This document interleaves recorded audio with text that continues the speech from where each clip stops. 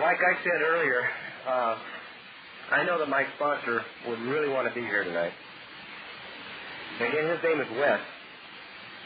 And knowing Wes, he's probably going to be hearing the tape of this meeting within 2 days. And I'd like to do something. I'm going to introduce myself as my sponsor. Or I'm going to introduce my sponsor as he might introduce himself.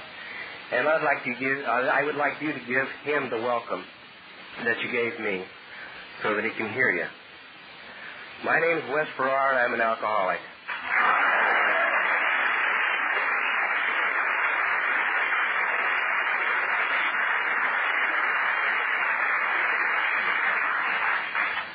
Thank you.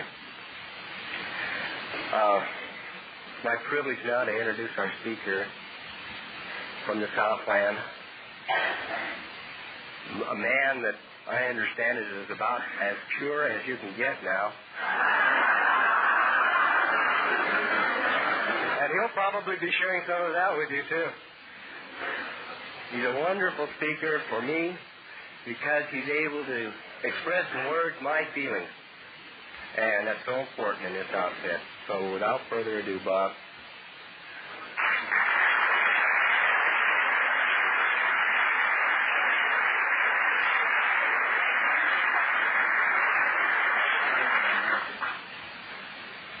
I'm Bob Earl. I'm a drug addict and alcoholic. I'll have to get his definition of purity after the meeting is over. I gotta tell you, it's a delight to be in a meeting hall with this many people and clean air.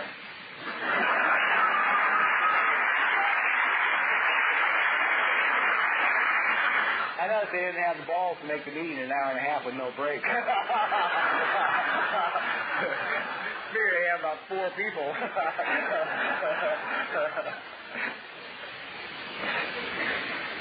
But nobody's hooked, of course, tonight. None of the smokers that are addicted to the cigarettes. They got it under control. I sat there watching the line go out the door. Man, some serious expression. I'll talk to you in a minute. See me outside. I don't care if you want to kill yourself. If I don't get outside, I'm going to kill myself.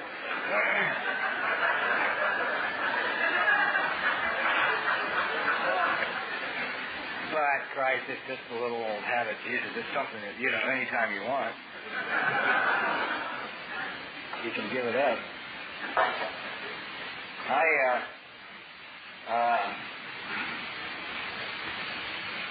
Lately, it's been interesting. I went to a lot of conventions last year, and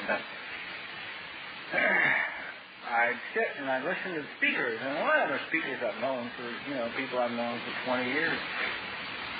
And they give this great AA quote, convention talk, unquote.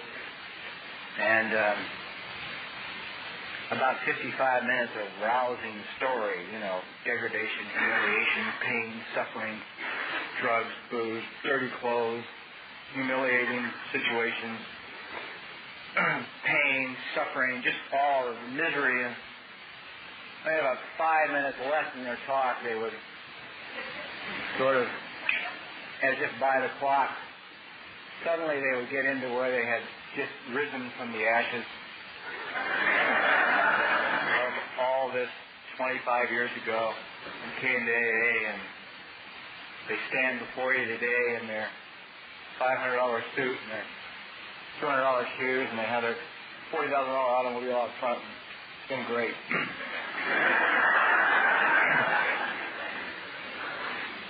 And the stories would be real, and the pain and suffering would be real, and everybody would cry, for the hankies and the shirt sleeves. Because that's a very dramatic moment, that when we told somebody all that we went through to get here, and then you say, God, and here I am, I'm sober, I don't have to drink today. And the emotion would just pour out, and people would leap to their feet and give a standing ovation to the speaker, and I'd go back to my room and I'd be uncomfortable in my stomach. That's my best yardstick I have, whether I'm on the path or not. Certainly not this. And this went on for most of the year. And late last year, I was in New York, and this time again, the speaker said the same thing, and a couple of them are old acquaintances of mine. And God knows the story was real pain, and the same thing, I rose from the ashes, and God, the audience went nuts, and cheers, and I went back to my room, and I went, really uncomfortable.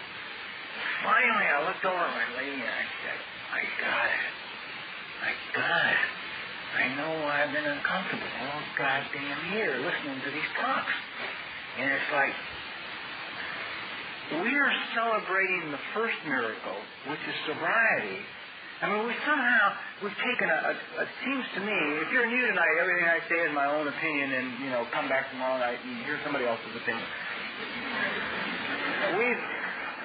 We've taken a turn and we've gotten so lost for the need to have the drama in the convention, and the need not to say anything that will offend anybody, because God forbid, we should say that you're really killing yourself by smoking, you should quit. Now I pissed you off and you won't like me, so, I can't risk saying that, right? Which, by the way, I will say that you are killing yourself by smoking. But don't concern yourself with that. I mean, get on to something more monumental, like buying a new car, which you won't need a long warranty on.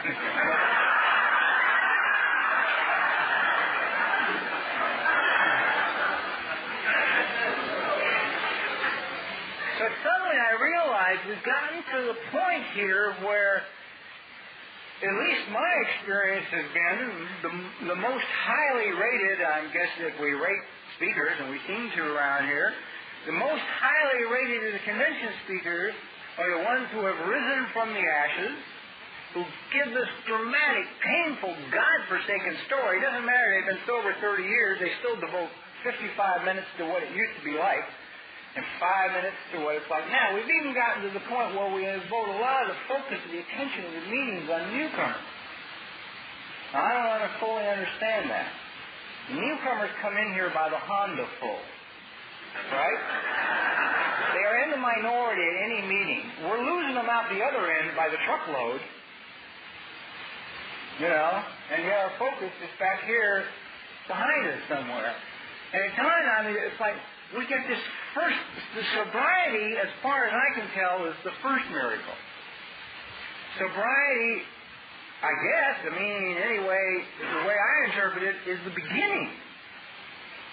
But if guys 30 years sober are still devoting 95% of their talk to what it used to be like, and the gratitude and emotion in their life today comes from no longer being like that, then it would lead anybody with, a fourth of their wiring left, right,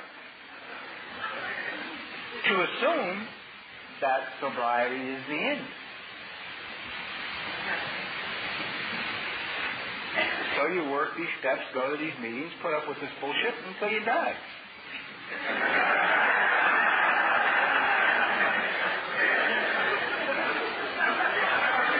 Basically about it. Don't hope for a lot, you won't be too disappointed.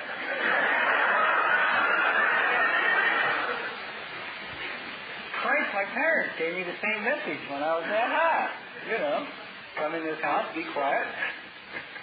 Don't have any opinions, don't cause any trouble, don't hope for a lot, you'll be okay.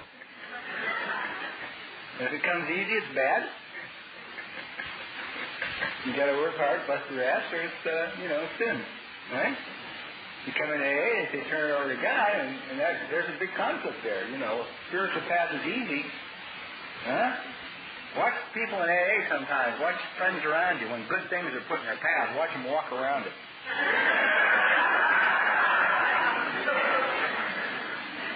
Comes too easy. Just take a detour. Look at it out of the corner of their eye. So I figure, I don't have a need to be popular anyway. So let's assume that sobriety is the first miracle. Well, if sobriety is the first miracle and then not the last miracle, we're not doing a hell of a lot about it around here. We certainly aren't. I never was, at least in my first 12 years of sobriety, was never evidence that sobriety was the beginning of anything. First couple of years you just hang on. People say, why are you here? I said, because I don't want to go back. I have no desire to be here. I don't like any of you goddamn people. The fucking meetings are boring me to tears, but it's better than that. So I'm staying.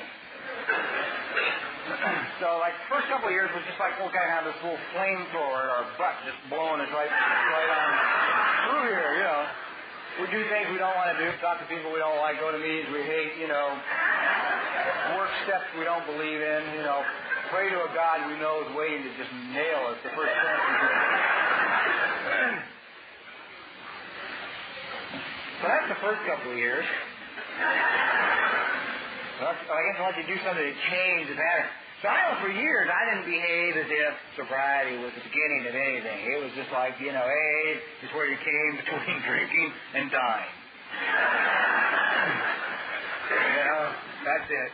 And I heard a guy one time, a respected, boisterous member of one of the clubs in Los Angeles, long sober. And this will tell you why we got turned off the goddamn road, where somewhere I think we took the wrong fork, right? Because unfortunately Bill and Dr. Bob didn't stay around forever to keep bopping it down the right path, right? So this guy says in a meeting, he looks out, he's speaking at a young people's meeting in a big AA clubhouse in Southern California, 25 years sober at the time he gives this talk, and he says to the young people in the audience, of which I was one at that time, he says, I feel really sorry for you guys. You're here so young that none of you will be able to stay sober until you die.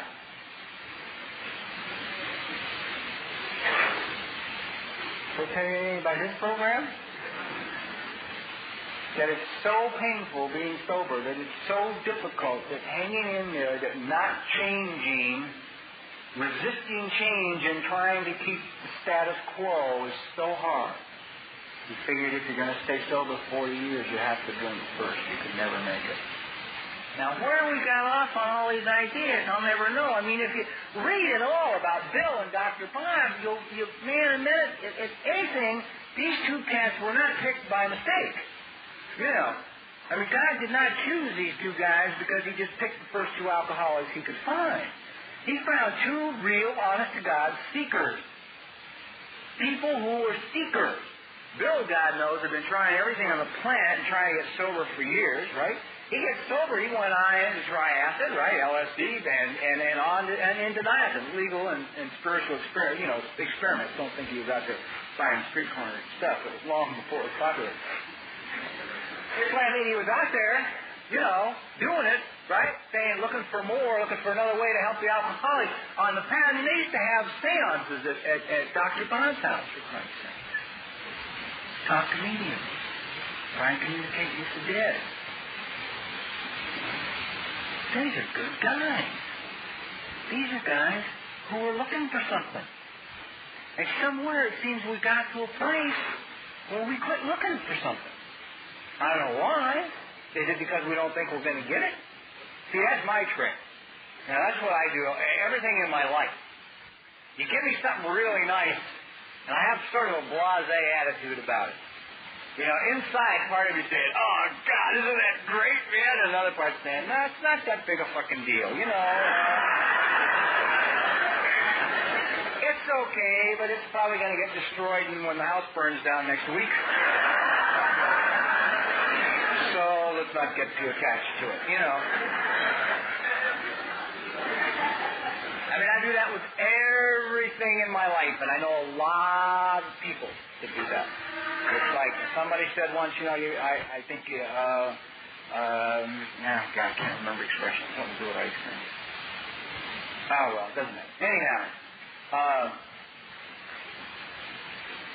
having reached a point of sobriety where I began to perceive that sobriety was the beginning and not the end, forces you to look at your life. Now, if you go home tonight and you write down at the top of a piece of paper, sobriety is the beginning. The beginning. and then evaluate your life, you may find there's a few things you want to change. Most of them, if you're honest, will be your own behavior. And most of it will be your own attitude, if you're honest. If you're into everybody else's behavior and attitudes, try it again next week. Or try it the next day. I change, personality changes from day to day, more hour to hour, minute to minute. What'd you say? I don't know. What'd you say? So once I began to look at sobriety at the beginning, I thought, Jesus, if I'm going to be around a while, it wouldn't hurt to take care of myself. Have some reasonable help here. I'm a firm believer in the pot of gold at the end of the rainbow. I don't know if anybody else is, but I've looked for that sucker forever, right? I always know it's going to be there. And when I'm in financial trouble, I always go to the mailbox. For days I'll go in a row looking for the letter telling me that dear Aunt Harriet died and has left me a goddamn fortune, right? Now, I don't have a dear Aunt Harriet, but I always hope that they find one somewhere and that she'll kick the bucket. I believe in that philosophy to such a point where here a few months ago, I had a very depressing heart-to-heart talk with the business manager that handles my money, and he put me in touch with reality, and it was very bleak. And I left his office more than a little depressed. The mind was keeping me from doing any momentary praying. It was preparing its speeches for bankruptcy court, Driving down the street, and I looked in my rearview mirror. Behind me was a really old Cadillac limousine. Like nice condition, but old. A 50s Cad limo. And there was an old guy driving it and an even older lady in the back seat, right, of the limo. Now, I swear to God, you gotta remember, this is 22 years clean and sober driving down the street, right? I knew, there was a moment there that I knew that they were going to honk their horn and flash their lights in that limo and have me pull over, and this old broad was going to get out and lay $1 million on me. I would drop to my knees in the street in tears of gratitude, and she would know that she had given it to the right person. Unfortunately, I turned left and they kept going straight on down the street, right? But I believe in that. There's a part of me that always says there's that pot of gold. Well, here about 6 months ago or 8 months ago, the first part of last year, up in Canada, this guy won the Canadian lottery, the big smasher, right? $14 million. In Canada, the lotteries are tax-free. You get every penny. Right? Now, I'd say he hit it. You know what I mean? I don't know that it's enough for me, but it's goddamn close. Okay?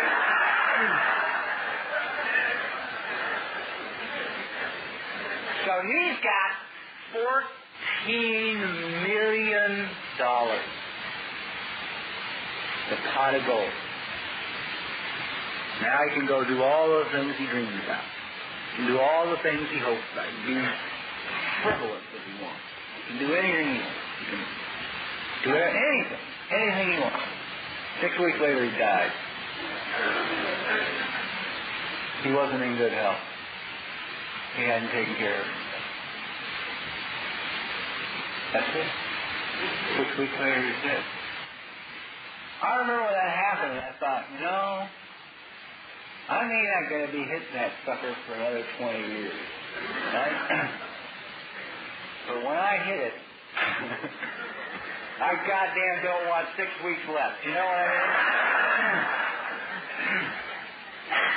I want another 20 years left, right? Like I'm 49 headed for 59, and I'm in reasonably good shape for my age. As the national average goes, I'm sure I'm way the hell above it. And as AA goes, I know I'm way above it, right?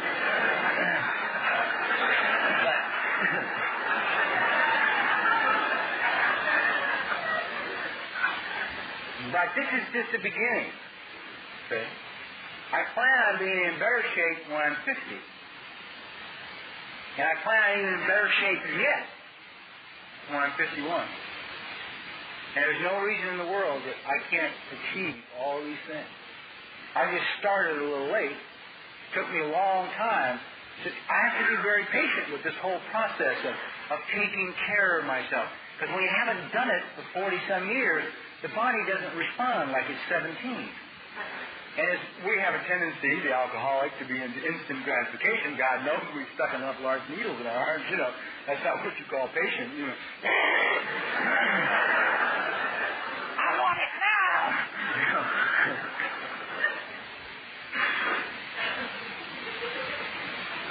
It took me probably 8 months of little tiny sit-ups, getting the back maybe this far off the floor, right?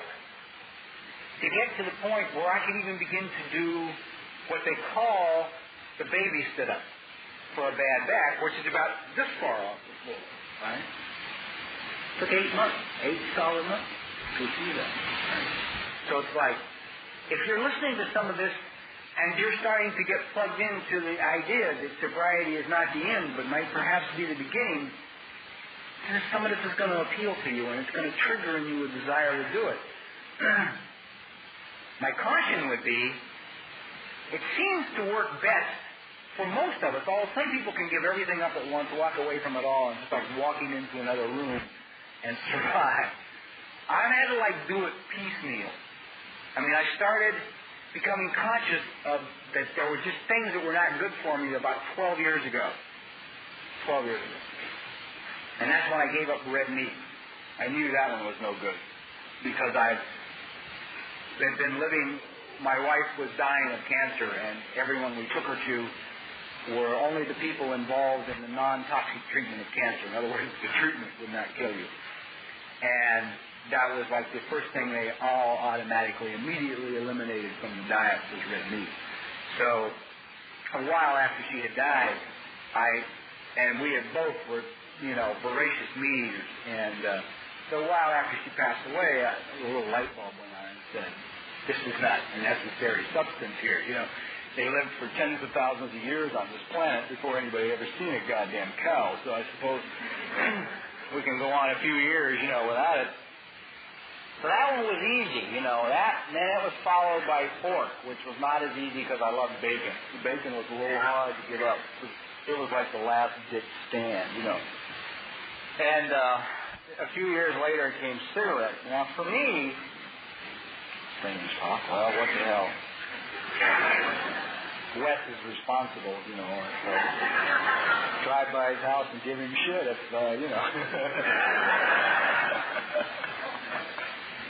And for me and a lot of people I know, that seems to be the really first big step of standing up and saying, I'm worth taking care of. I deserve to take care of to be taken care of.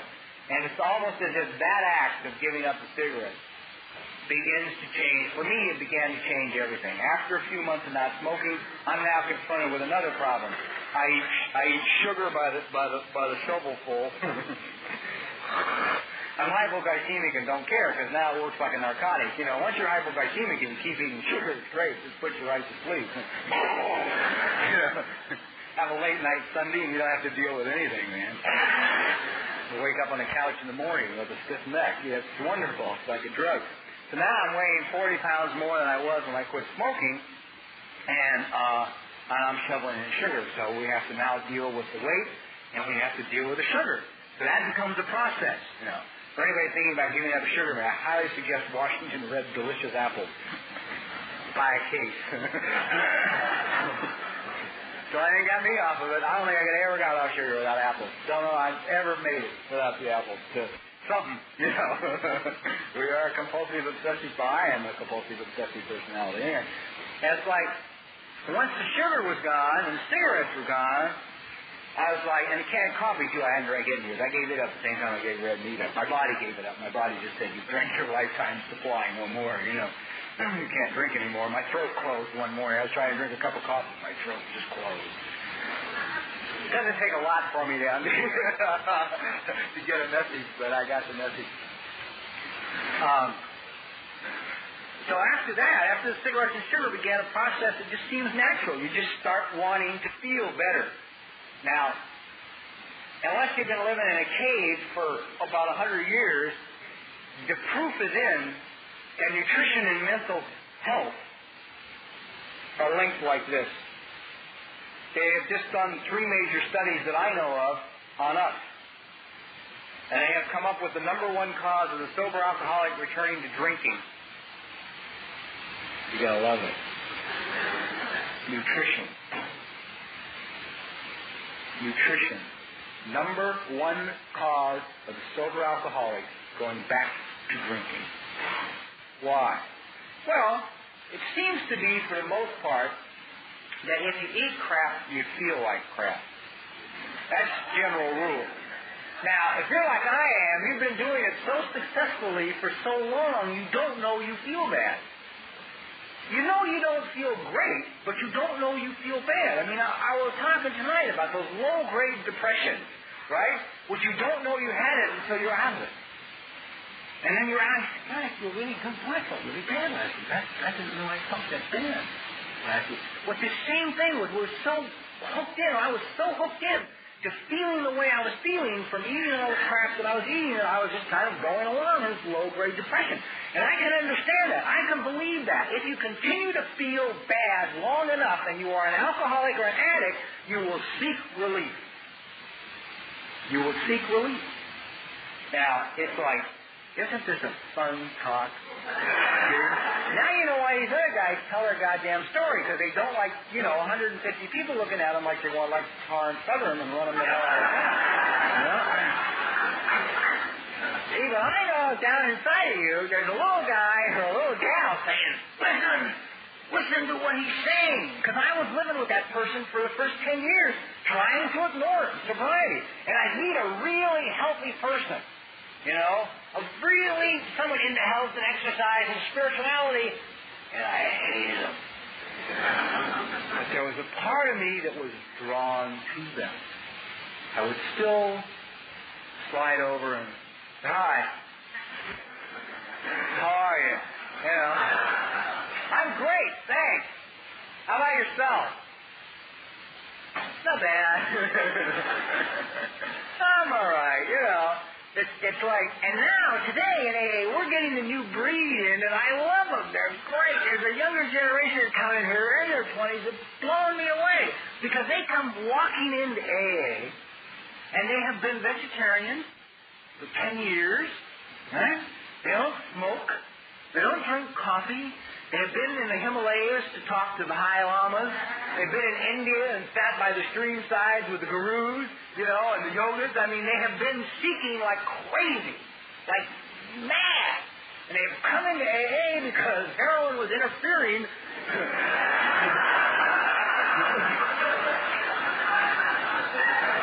with their spiritual consciousness, right?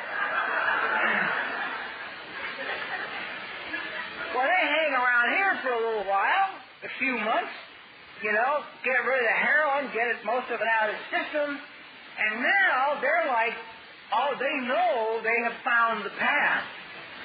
And they look at us, and they're raising more havoc in AA than in Southern California than anybody know, because they'll be in their little home group, and they'll look around the table, and all these guys smoking the cigarettes one after another and shoveling in the cookies and pouring in the coffee, and when they have this moment of clarity and they look at their group and their sponsor, and they say, what the fuck are you doing?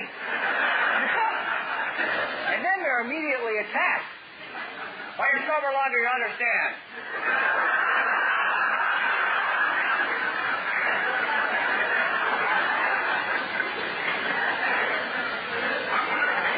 That's a great question. Understand what? Never mind.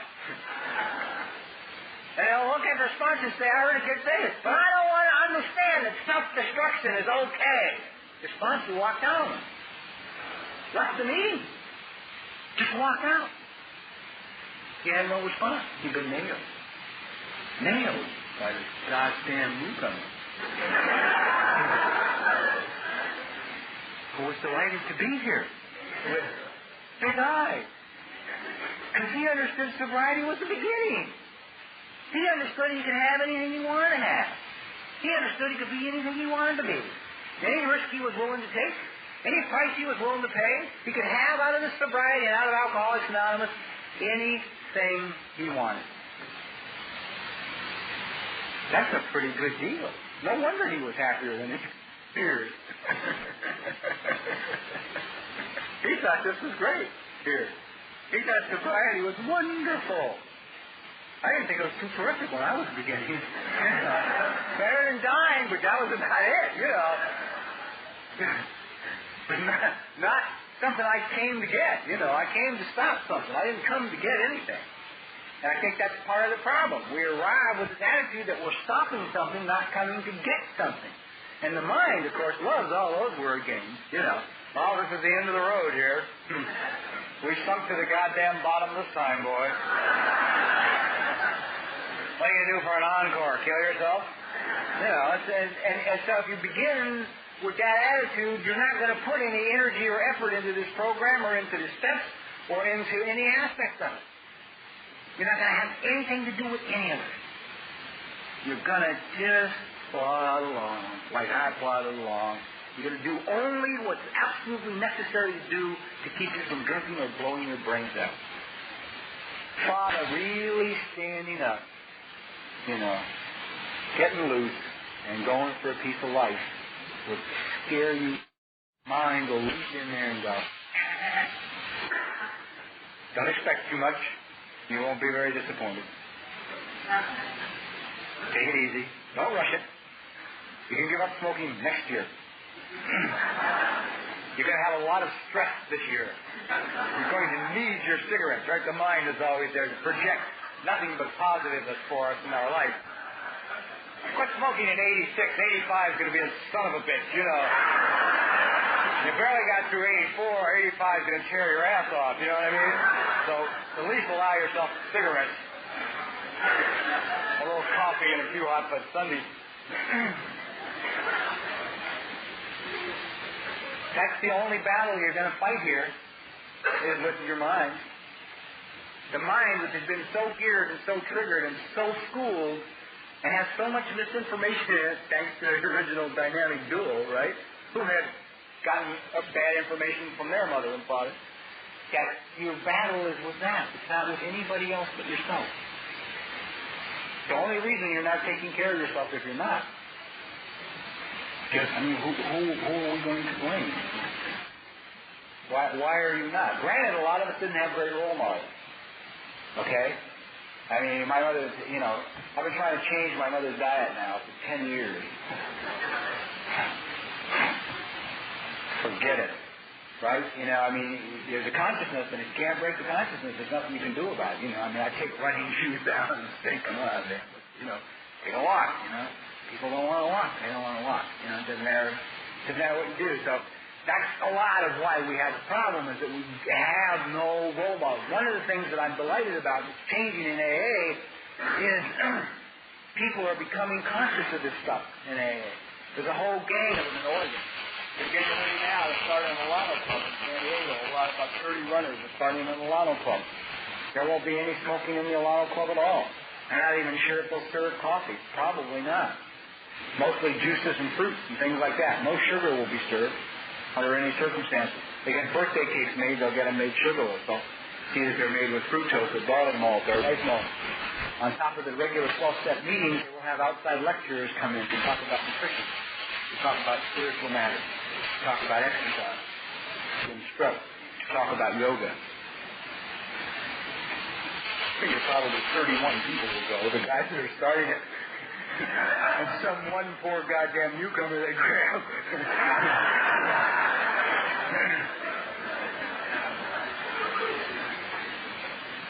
But the thing I like about it is they're smart enough to do it in the Alano Club, which is not AA and has nothing to do with AA. So, the old war horses are just going to have to sit and keep quiet if they understand their own condition, right?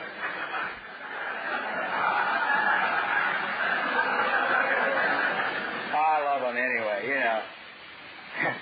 That's not the way we did it back in 25, Thank God for that. The big book of Alcoholics Anonymous has an interesting line in it. So I love it. God will constantly disclose more to you and Ask Him each day in your morning meditation. God will constantly disclose more to you. There's a lot of new information in now, guys. A whole lot of new information has come out of our society since the book was written originally. I guarantee you that if Dr. Bob and Bill were to find AA today, brand new, let's say AA didn't exist, and those two guys found it today, right now, March 1st, 1985, I assure you, I'd stake my life on it. Therapy, nutrition, and exercise would be integral parts of the program. They wouldn't have left one of them out, because they grabbed everything that was available to them at the time the program was put together. They reached for all the information that was out and kept looking for more. I mean, Bill was the one that got so far off into the night and he almost ran him out of there.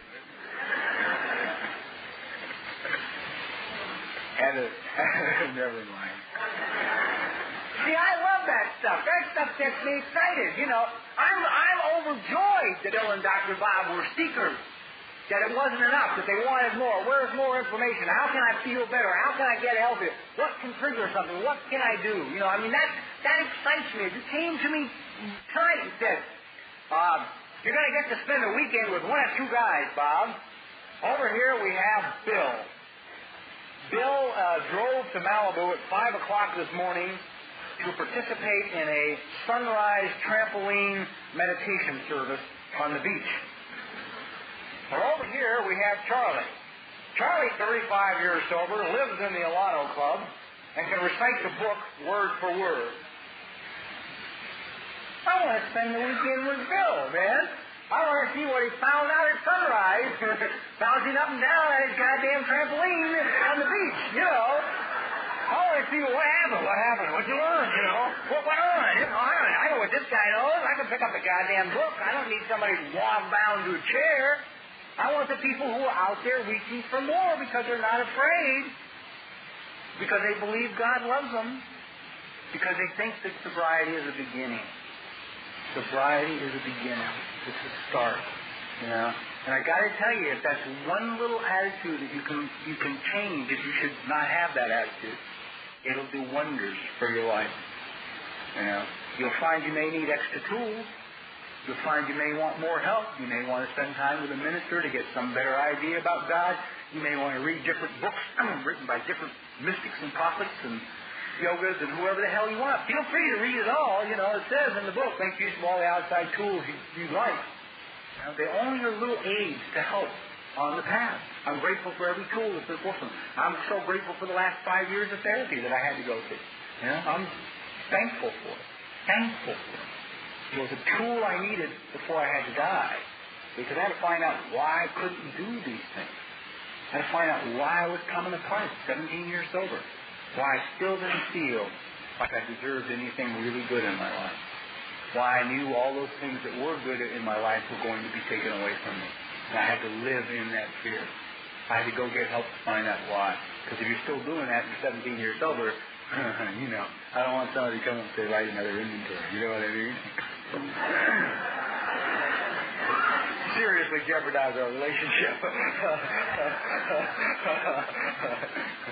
By the time I was 17 years old, I'd written 32 goddamn inventories, I just didn't understand that I had missed one point of view, a crucial point of view. I forgot to write one about what was done to me. I spent 17 years writing all the inventories about what I'd done. I forgot to write that critical one about what was done to me, why I felt the way I felt. What happened when I was so small and being formulated that I couldn't grow up with a zest for life, that I couldn't grow up knowing I counted, that I was important, that I grew up with no goddamn personality at all, a need to please, an inability to function in the social world. How come? Why? Once I start to find out why, I begin to understand things. Once I begin to understand things, I understand the responsibility always comes back to me. Always comes back to me. I can't tell you what a relief it was to find out that a lot of the behavior, it was just great to realize that what transpired when I was a child was wrong. I wasn't wrong. What went on was wrong. I was raised with behavior that is criminally punishable by law. People can be put in fucking jail. And I was walking around thinking there was something wrong with me. Nothing wrong with me. I'm okay. I'm okay. Now I got to take care of me. Well, that's a double-edged sword, right? It's like, oh, okay. I get to take care of me. I don't know how. What do I do now? Shit. Nobody taught me. You know, that's where the fun begins. Thank God you have sobriety as an operating table, a foundation stone to take off of, to start from. This is not exactly the talk I had in mind. Didn't eat a lot of it, but I did it. You know, I cooked bird.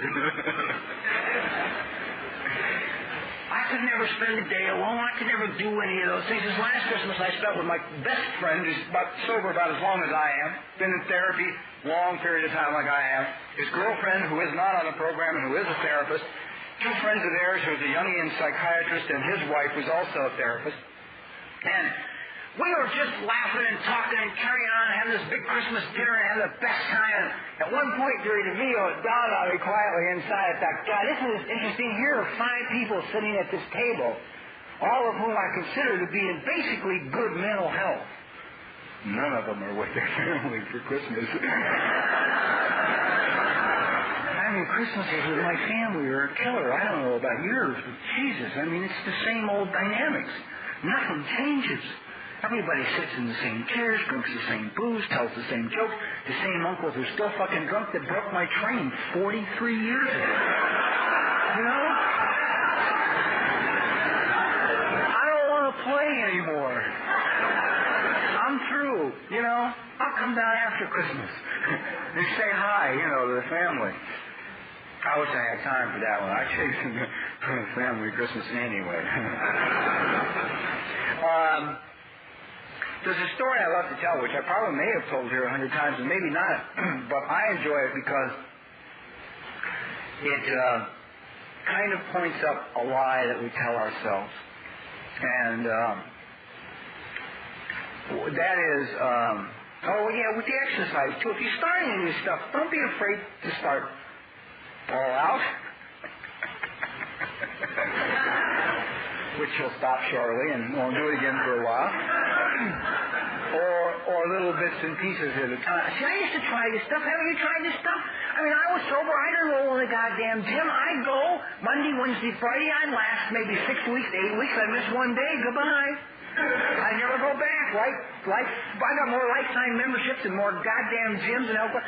You know, and they're all out of business, and I never got there. You know, and I used to bother. I said, why can't I continue on? Why isn't there any self-esteem? If you don't have any self-esteem, you can't take care of yourself. The two must be there. You must have a high regard for yourself in order to be able to take care of yourself. Geez, now I give up 2 hours every morning, an hour and a half, 2 hours. I give it 2 hours of prayer, meditation, yoga stretches, free weights, and some exercises. And that doesn't count running on the days that I run. You know, I mean, I take at least, if I have to go somewhere, if I have to be someplace early in the morning, I just get up earlier, or however many hours it takes, so I can have that time in advance. I take Sundays off, okay? And if I don't feel 100% on a given day, I don't do all the exercise. I give myself a little break. My diet's very rigid. I won't even go into it with you, but I'm very flexible with it, too. I mean, every now and then I will go out to a Chinese restaurant and I order my 3 favorite dishes and I don't even mention monosodium glutamate to them. Fuck it, bring it on, you know. It's like my big slip, you know.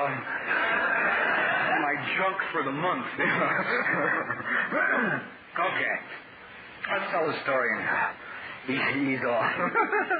I've enjoyed this. I really have because, you know, the reason I've enjoyed it is I haven't shared anything with you that I don't know to be the truth based on my experience and on the experience of people that I'm close to in AA who hold the same beliefs. See, I know this is true. I know exercise is critical. I know nutrition is critical. I know prayer and meditation is critical. I know not smoking is critical. I know all these things are really important, and I know it by experience. And it's the only reason I come here and spend all this time risking your disapproval, knowing I'm just grinding at the things that you don't want to look at. And the only reason I'm grinding at it is because there's something in me that drives me to say, wake up. Wake up. You know, they got us to sleep. It's time to wake up. I'm a pain in the ass now that I take care of myself. You know, I don't take shit from nobody anymore. You know, I don't care if it's Bank of America or if it's the President of the United States or I don't care who it is. I will not sit still anymore and let anybody fuck over me. I will now stand up and say, hey, excuse me, sir. That's wrong. You know, I have records. You know, let me show you what's right. You know, I'm terrible. No wonder they want us to eat all that crap. Keeps us peaceful.